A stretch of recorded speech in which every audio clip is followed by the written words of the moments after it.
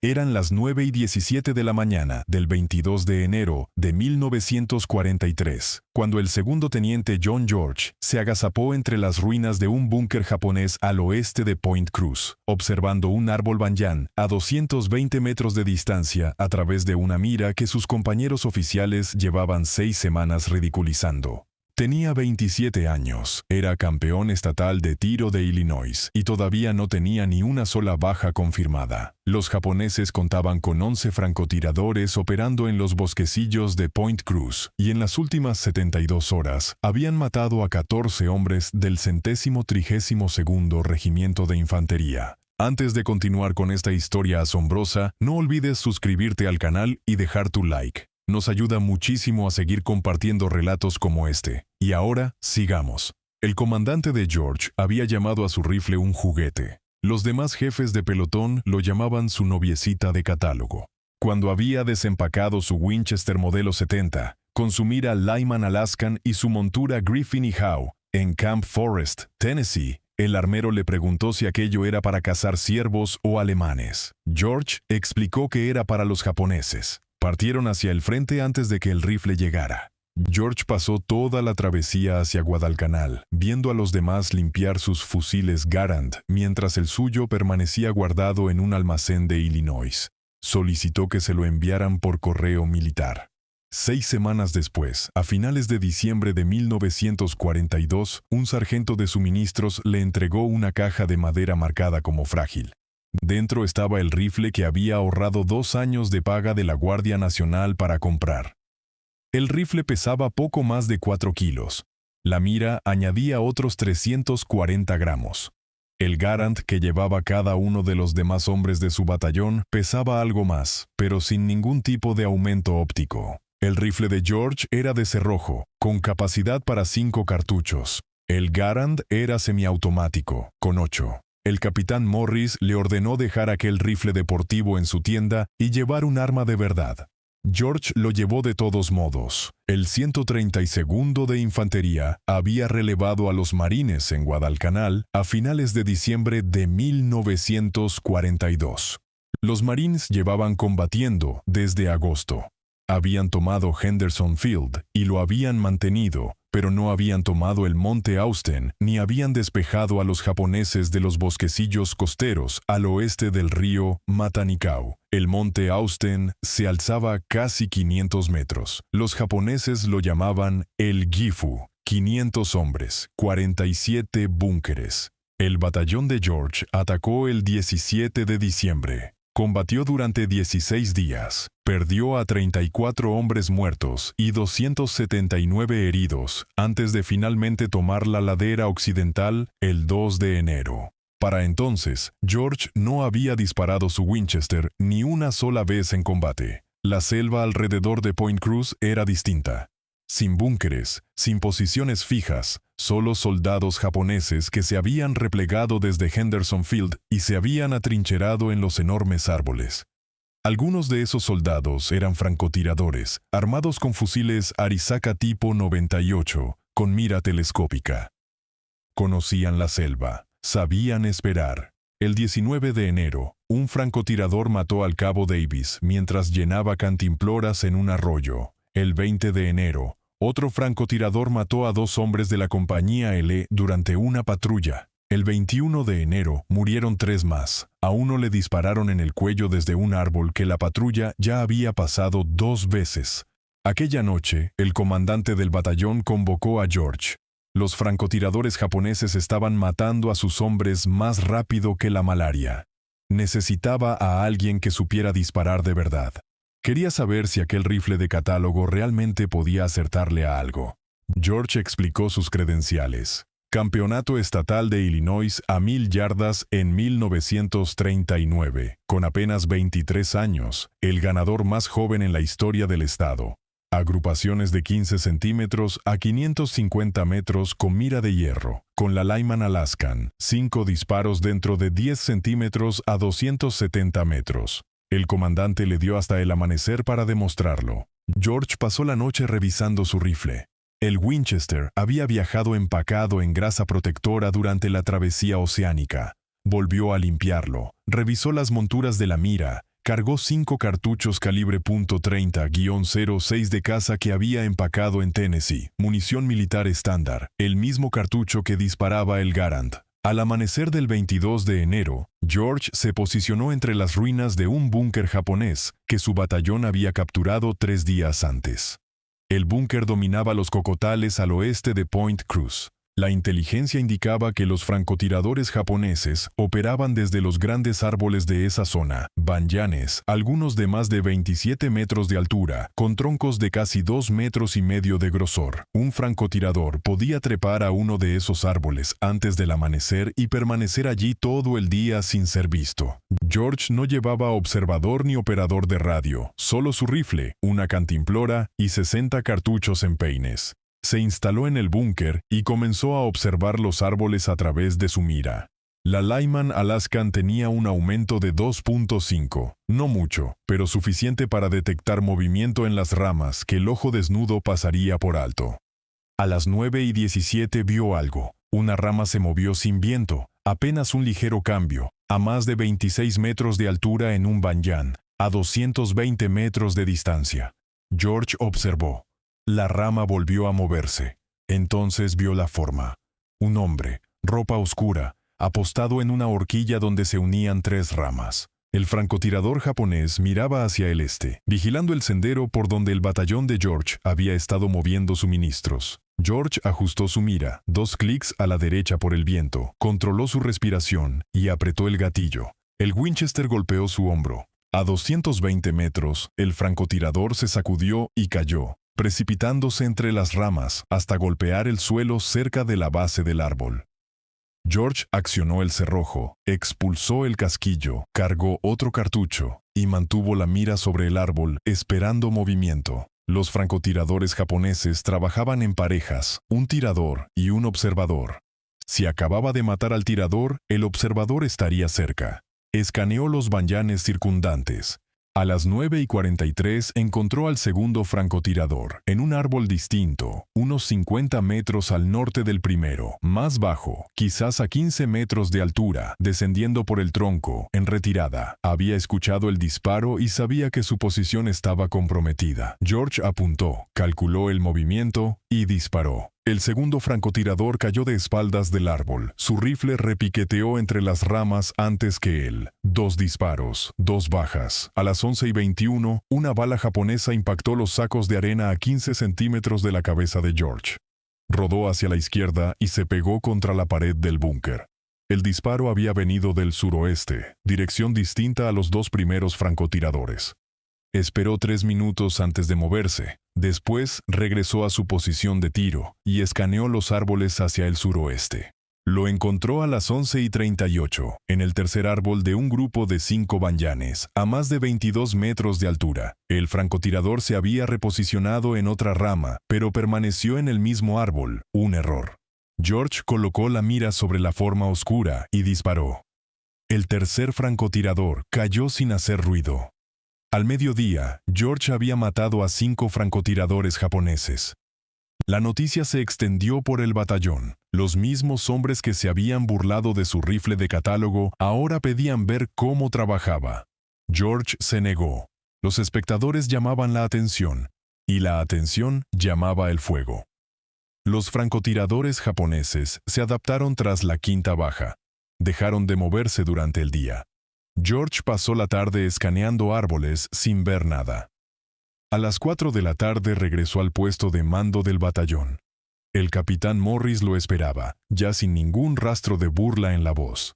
Quería a George de vuelta en posición al amanecer. El 23 de enero comenzó con lluvia, un aguacero tropical intenso que convirtió el suelo de la selva en barro y volvió los árboles invisibles más allá de 100 metros. George esperó en el búnker a que despejara. La lluvia cesó a las 8:15. Hacia las 8:45 había suficiente visibilidad para trabajar. A las 9:12 localizó al primer francotirador del día. El soldado japonés se había apostado durante la lluvia, algo inteligente, ya que el sonido del agua enmascaraba el movimiento. Este había elegido un árbol a 265 metros, más lejos que el día anterior. También algo astuto. Estaban aprendiendo sus capacidades. George compensó la distancia y disparó. El francotirador cayó. Aquella sexta baja provocó una respuesta que George no había anticipado. A las 9:57, morteros japoneses comenzaron a caer alrededor de su búnker. Habían triangulado su posición por el destello del disparo o por el sonido. Los primeros proyectiles cayeron cortos. La segunda salva, más cerca. La tercera hubiera impactado el búnker directamente. George tomó su rifle y corrió, lanzándose a un cráter de proyectil mientras la tercera salva destruía el búnker que había ocupado segundos antes. Se reposicionó junto a un árbol caído, 110 metros al norte del búnker destruido, que le ofrecía cobertura y una vista clara de los bosquecillos. Los japoneses enviaron más francotiradores esa tarde. Sabían que George los estaba cazando, y ahora lo cazaban a él también. La dinámica había cambiado. Ya no era práctica de tiro, era un duelo. A las 2:23 mató a su séptimo francotirador. A las 3:41 al octavo, que había trepado alto, casi 29 metros en un banyán. Buena ocultación, pero la altura lo silueteaba contra el cielo cuando cambiaba el ángulo del sol. A las 5 de la tarde, el capitán Morris envió a un mensajero para hacer volver a George, que llevaba 9 horas en posición. Morris quería cifras: 8 bajas confirmadas en 2 días, 12 disparos, 8 aciertos, 4 fallos. Esa noche, George limpió su Winchester y consideró la aritmética: 11 francotiradores japoneses operando en los bosquecillos de Point Cruz. 8 ya muertos, 3 restantes. Esos 3 serían los mejores, los que habían sobrevivido más tiempo, y ahora sabían exactamente cómo era George y qué rifle llevaba. La lluvia volvió a las 4:15 del 24 de enero, lo bastante fuerte como para retrasar las operaciones del amanecer. George aprovechó para trasladarse a una nueva posición. Ni el búnker ni el árbol caído, sino un lugar que los japoneses no esperarían. Un grupo de rocas grandes que los Marines habían usado como nido de ametralladora en diciembre. La posición ofrecía buena cobertura y campos de tiro superpuestos hacia los bosquecillos. A las 7:43, la lluvia amainó y la visibilidad mejoró. A las 8:17 encontró al noveno francotirador, apostado en una palmera a apenas 170 metros. Bajo, a solo 12 metros de altura, algo inusual, ya que la mayoría trepaba alto para mejor visión. Este había elegido ocultación por encima de elevación. Las hojas de palma creaban un escondite natural, invisible desde el nivel del suelo. Pero George no estaba a nivel del suelo. Estaba elevado sobre las rocas, y el ángulo le daba visión hacia dentro de las hojas. Podía ver la forma oscura de los hombros y la cabeza del francotirador. George apuntó, controló su respiración, comenzó a apretar el gatillo. Entonces se detuvo. Algo estaba mal. La posición era demasiado obvia, demasiado fácil. Llevaba 3 días cazando francotiradores. Había matado a 8 hombres. Los 3 restantes no cometerían errores tan elementales. No se posicionarían donde un tirador elevado pudiera detectarlos. A menos que fuera un cebo. George bajó el rifle y escaneó los árboles circundantes. Si el francotirador de la palmera era carnada, el tirador real estaría posicionado para cubrirlo, vigilando a quien tomara el disparo, esperando el destello del cañón. Escaneó metódicamente durante 11 minutos y, a las 8:28, encontró la amenaza real. Un banyán 70 metros al noroeste de la palmera, a casi 28 metros de altura. Un escondite perfecto, con ramas y enredaderas que lo ocultaban desde 3 lados, con visión directa hacia la posición anterior de George en el árbol caído. Estaba esperando a que George apareciera allí, o a que disparara contra el cebo de la palmera. George tenía 2 problemas. Primero, el francotirador real vigilaba el lugar equivocado. Si disparaba contra él, el sonido revelaría su verdadera posición antes de poder accionar el cerrojo. Segundo, si no hacía nada, el francotirador terminaría por notar que George no estaba en el árbol caído y comenzaría a buscarlo. George decidió usar el cebo en su contra. Apuntó al francotirador señuelo en la palmera, ajustó por el viento y disparó. El señuelo cayó. De inmediato, giró su rifle hacia el banyán a casi 28 metros de altura. El francotirador real reaccionaría al disparo, giraría hacia el sonido y ese giro crearía movimiento. George lo vio, un ligero desplazamiento, el francotirador reposicionándose para encarar su ubicación. Puso la mira sobre la forma oscura y disparó antes de que pudiera completar el giro. El francotirador real cayó, su rifle rodando tras él. 2 disparos, 2 bajas. Pero George había revelado su posición ante cualquiera que estuviera observando. Tomó su rifle y municiones y corrió, moviéndose hacia el este a lo largo de la línea de rocas hasta caer en una zanja de drenaje 40 metros más allá. Se hundió en el barro y esperó. A las 8:34, fuego de ametralladora japonés barrió las rocas donde había estado apostado apenas 6 segundos antes. La ráfaga duró 17 segundos. Cuando cesó, George contó hasta 60 antes de moverse de nuevo, esta vez a un cráter parcialmente lleno de agua de lluvia, 100 metros al este. Se instaló con el agua hasta el pecho, apoyó el Winchester en el borde del cráter y retomó su vigilancia. 10 bajas confirmadas. Quedaba una. El 11º francotirador sería el mejor, el más inteligente, el más experimentado. Había visto morir a 10 de sus compañeros en 3 días. Conocía las tácticas de George, conocía su rifle, conocía su ubicación aproximada. Y en algún lugar de esos árboles observaba, esperaba, planeaba.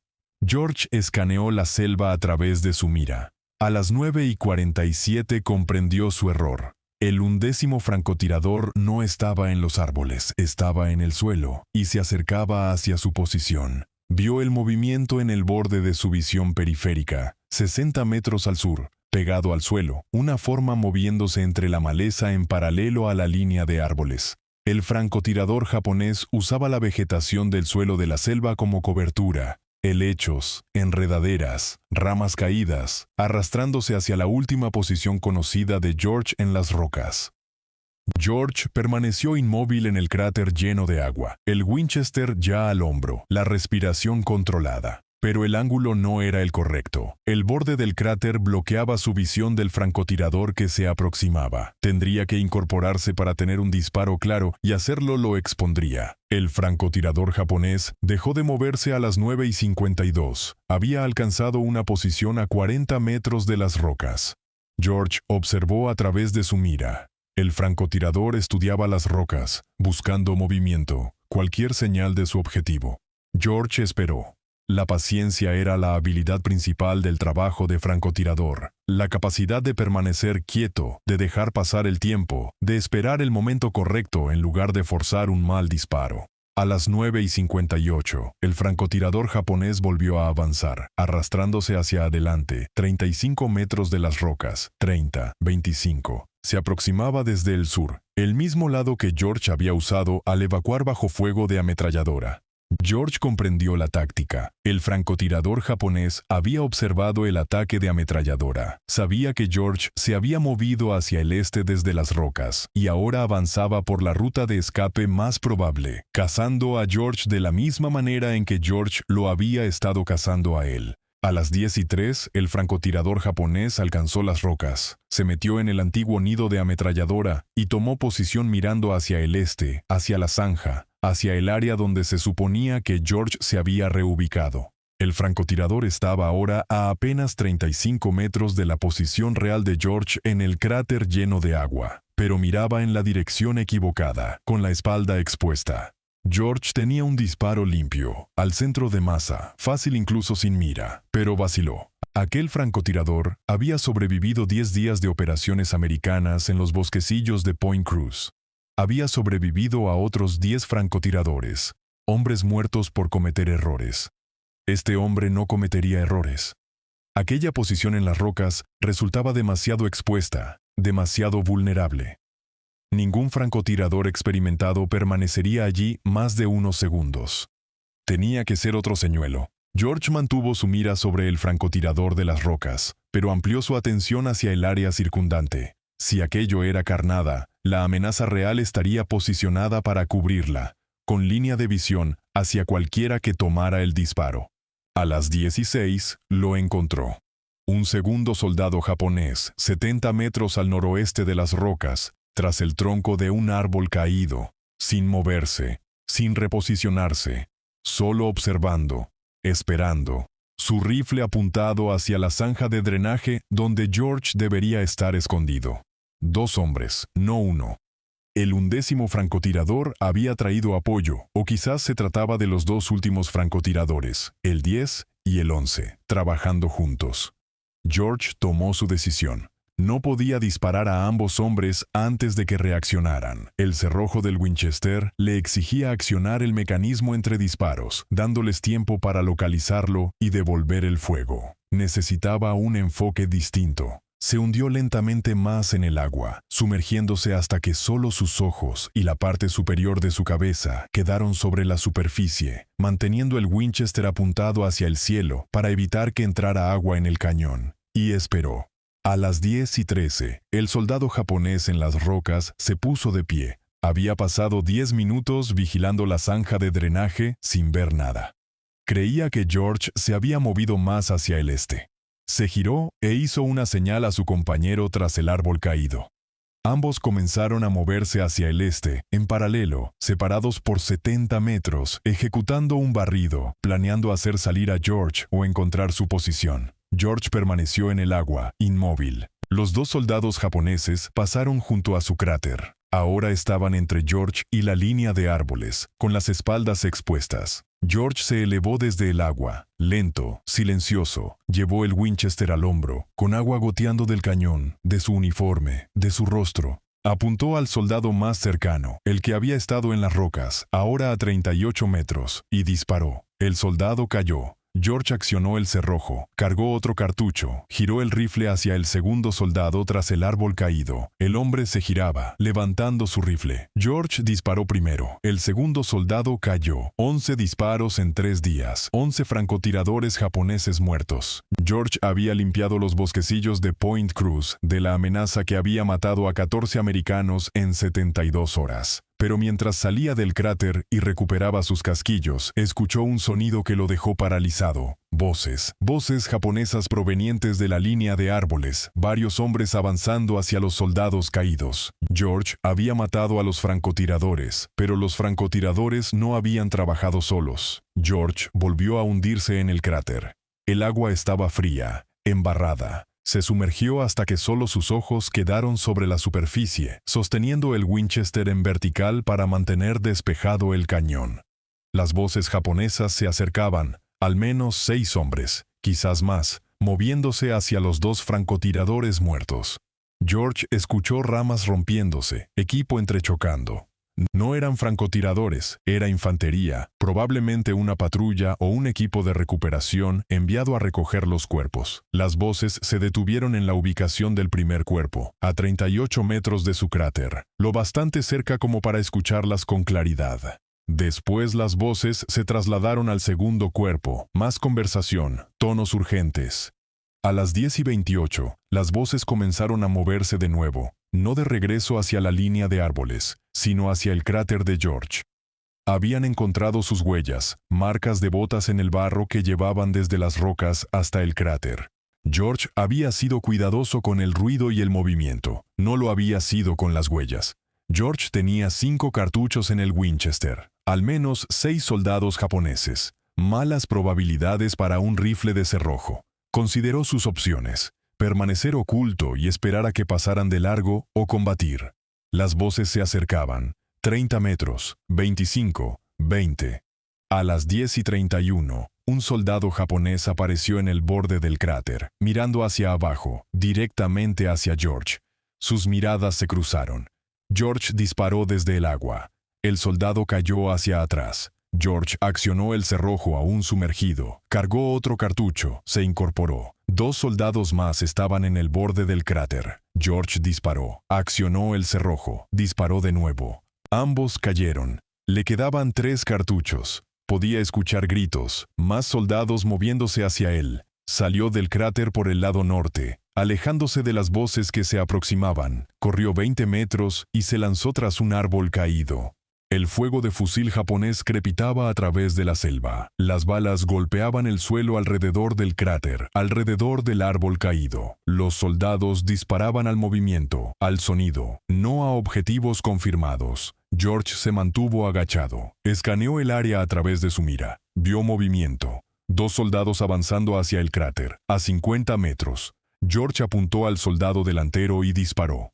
Cayó. El segundo se lanzó a cubierto. Quedaban 2 cartuchos. George escuchó más voces detrás de él. Los japoneses lo estaban flanqueando. Un grupo desde el sur, otro desde el este. Estaba a punto de quedar rodeado. Tomó su decisión. No podía ganar un tiroteo con un rifle de cerrojo contra múltiples soldados con armas semiautomáticas. Necesitaba romper el contacto, retroceder hacia las líneas americanas. George tomó su rifle y corrió hacia el norte, a través de la maleza de la selva, con enredaderas atrapando sus botas y ramas azotando su rostro. El fuego japonés lo siguió, balas silbando cerca, golpeando árboles, levantando tierra.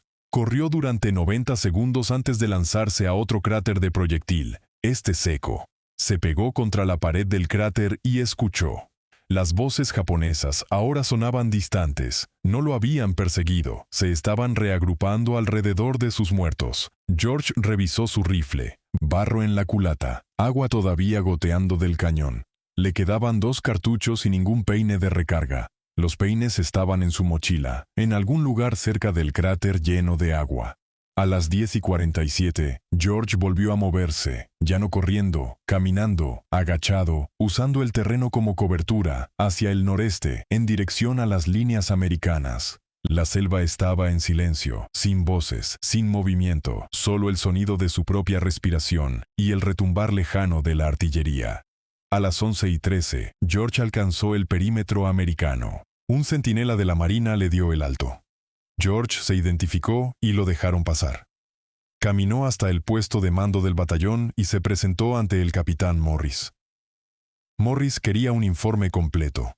George se lo dio. 11 francotiradores japoneses muertos en 4 días, 12 disparos contra los francotiradores, 11 aciertos. Después un tiroteo con infantería, 3 bajas más, 5 cartuchos disparados en ese enfrentamiento. Morris preguntó por su munición. A George le quedaban 2 cartuchos. Preguntó por el rifle. George dijo que funcionaba, pero necesitaba limpieza, barro en el mecanismo, agua en el cañón.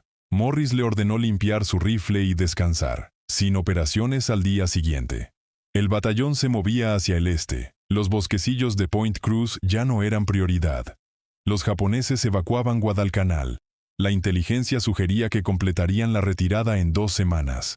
Esa tarde, desde el cuartel general de división llegó un mensaje.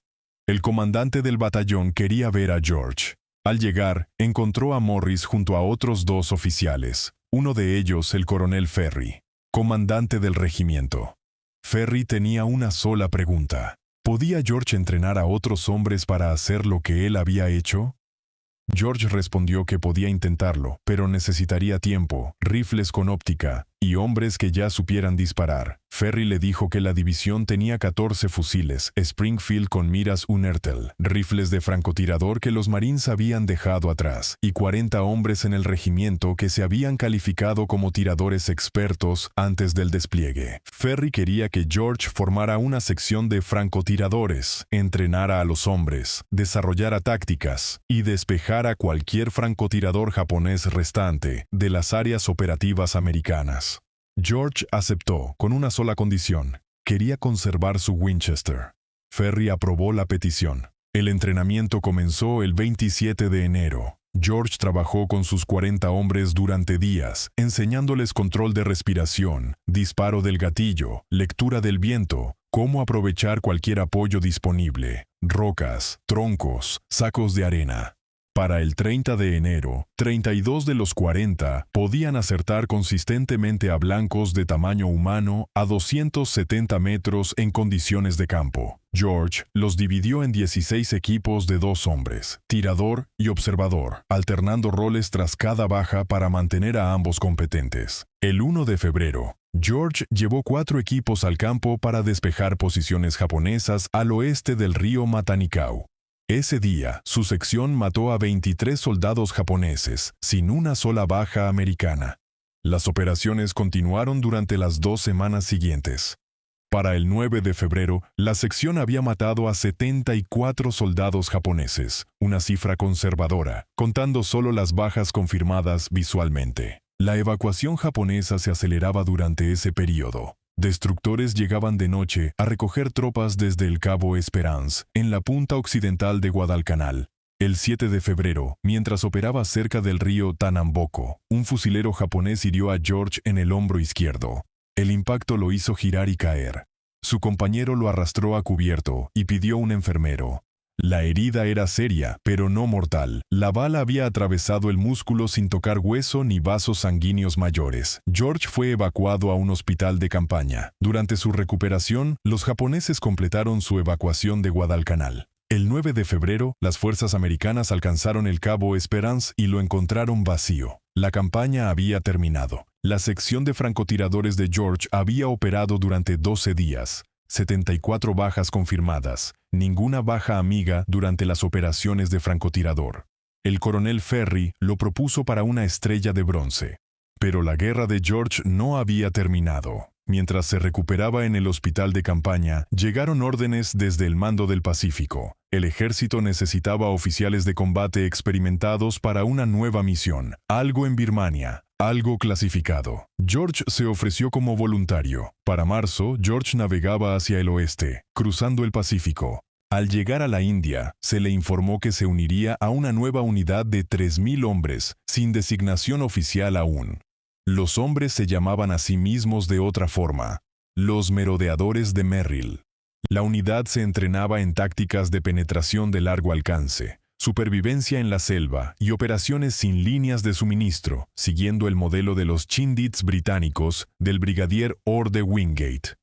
George fue asignado al 2º batallón, oficialmente como jefe de pelotón de fusileros, aunque la recomendación del coronel Ferry lo había seguido desde Guadalcanal, y el mando del batallón sabía exactamente lo que era capaz de hacer con un rifle. George modificó su equipo para la misión de Birmania. El Winchester había funcionado bien en Guadalcanal, pero aquello habían sido operaciones de corto alcance, con reabastecimiento regular.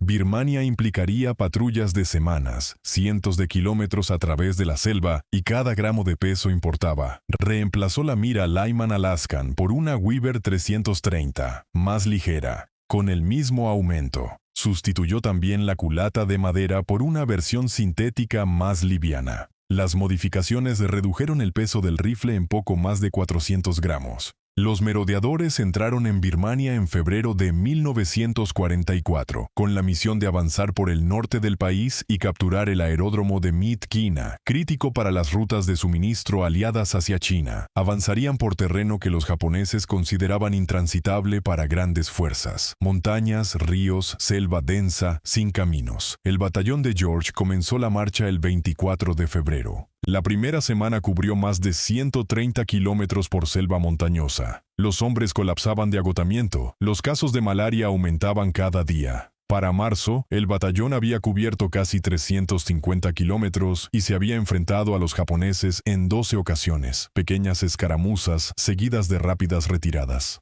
George usó su Winchester 3 veces durante la marcha. Una a 377 metros contra un oficial japonés que dirigía tropas en un cruce de río, otra a 347 metros contra una posición de ametralladora y una tercera a 265 metros contra un francotirador que había inmovilizado a una patrulla de merodeadores.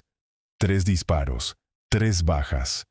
George jamás disparaba más de una vez por enfrentamiento. El sonido distintivo de su Winchester anunciaba su presencia, y un segundo disparo les daría tiempo a los japoneses de localizarlo. La marcha hacia Myitkyina tomó 3 meses. Para finales de mayo, los merodeadores habían cubierto más de 1,100 kilómetros, perdiendo más hombres por enfermedad que por combate: malaria, disentería, tifus. La unidad que había entrado en Birmania con 5,300 hombres se había reducido a menos de 3,000 efectivos. El 17 de mayo, los merodeadores capturaron el aeródromo de Myitkyina. La operación fue un éxito, pero a un costo severo. La unidad quedó inoperativa para el combate. George sobrevivió a la campaña de Birmania. Su Winchester sobrevivió, pero el rifle que tan efectivo había resultado en Guadalcanal apenas se había usado 7 veces en 3 meses de operaciones. Los merodeadores rara vez se enfrentaban al tipo de tiro de precisión de largo alcance que exigía un rifle con mira. La mayor parte del combate era a corta distancia, emboscadas a 45 metros o menos, tiroteos en vegetación densa, donde apenas se podía ver a 9 metros. Para junio de 1944, George fue evacuado de Birmania, junto al resto de los merodeadores. La unidad fue disuelta. Nunca volvió a disparar su Winchester en combate. Regresó a Estados Unidos en julio de 1944. El ejército lo ascendió a capitán y lo asignó a Fort Benning, Georgia, para entrenar a oficiales de infantería en puntería y tácticas de pequeñas unidades. Enseñaba las lecciones aprendidas en Guadalcanal y en Birmania, cómo moverse por terreno de selva, cómo identificar y atacar objetivos a distancia, cómo operar de forma independiente sin líneas de suministro. Conservó su Winchester modelo 70. El rifle había viajado desde Illinois hasta Tennessee, hasta Guadalcanal, hasta la India, hasta Birmania, hasta Georgia. Había matado a al menos 14 soldados enemigos en enfrentamientos confirmados, probablemente más. George había dejado de contar después de Birmania. George fue dado de baja del ejército en enero de 1947, con el grado de teniente coronel, 2 estrellas de bronce, un corazón púrpura y la insignia de infantería de combate. Regresó a Illinois y se matriculó en la Universidad de Princeton mediante la Ley de Reajuste de Militares. Estudió ciencias políticas. Se graduó con los más altos honores en 1950. Después de Princeton, pasó 4 años en Oxford y otros 4 en el África Oriental Británica, estudiando política e instituciones regionales. Finalmente, se estableció en Washington como director ejecutivo del Instituto de Relaciones Afroamericanas y más tarde se unió al Instituto de Asuntos Exteriores del Departamento de Estado, como consultor y conferenciante sobre asuntos africanos. Durante todos esos años, George nunca habló públicamente sobre Guadalcanal ni Birmania. Tenía colegas que sabían que había servido en el Pacífico, pero desconocían Point Cruz, desconocían a los francotiradores japoneses, desconocían el Winchester modelo 70 que descansaba en un estuche en su casa. En 1947 decidió escribir lo ocurrido, no para publicarlo, solo para su propio registro, mientras los detalles seguían frescos. Escribió durante 6 meses. El manuscrito creció hasta superar las 400 páginas. Un amigo de la Asociación Nacional del Rifle leyó el texto y sugirió publicarlo. George dudó. El libro era técnico, descripciones detalladas de rifles, munición y balística, no el tipo de contenido que interesaría al lector general, pero terminó convenciéndose. El libro se publicó en 1947 y se convirtió en un clásico entre los entusiastas de las armas de fuego y los historiadores militares. Describía las experiencias de George en Guadalcanal y Birmania con precisión clínica, sin adornos, sin culto al héroe. Solo hechos y observaciones sobre lo que funcionaba y lo que no funcionaba en combate. El libro sigue imprimiéndose hoy y sigue usándose como referencia por coleccionistas e historiadores que estudian las armas ligeras de la Segunda Guerra Mundial. George vivió para ver a Estados Unidos combatir en 3 guerras más: Corea, Vietnam, el Golfo Pérsico. Vio la evolución de los rifles militares, del Garand al M14 y al M16.